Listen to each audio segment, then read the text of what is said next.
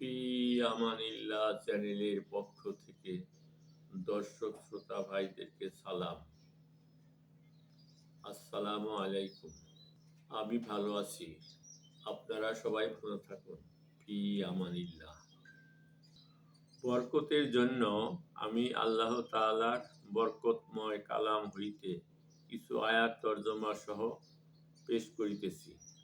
এই আয়াত সমূহে সৎ কাজে আদেশ করা সম্পর্কে তাকিদ ও উৎসাহ প্রদান করা হইয়াছে।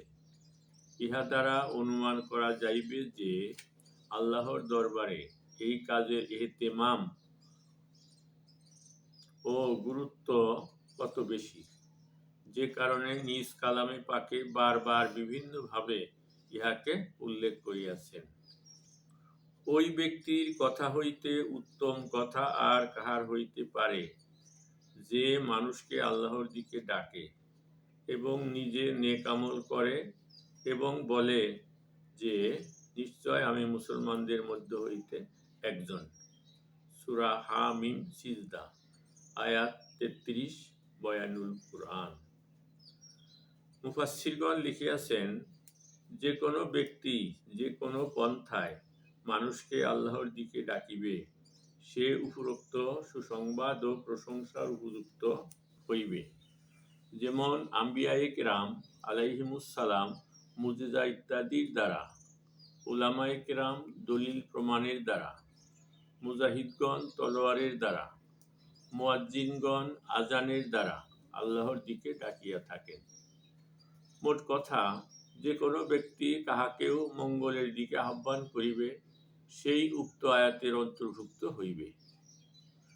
চাই জাহেরি আমলের দিকে আহ্বান করুক অথবা বাতিনি আমলের দিকে আহ্বান করুক। যেমন মাশায়েখ সুফিগণ মানুষকে আল্লাহর মারিফাতের দিকে ডাকেন।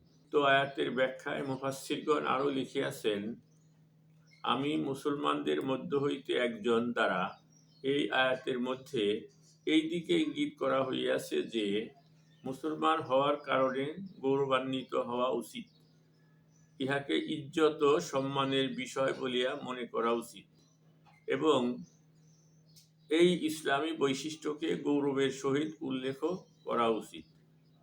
কোন কোন মুফাসসির ইহাও বলিয়াছেন যে উক্ত আয়াতের উদ্দেশ্য হইল ওয়াজ নসিহত ও তবলিগ করার কারণে কেহ যেন নিজেকে অনেক বড় কিছু মনে না করে, বরং সে যেন ইহা বলে যে সাধারণ মুসলমানগণের মধ্যে আমিও একজন। আলহামদুলিল্লাহ।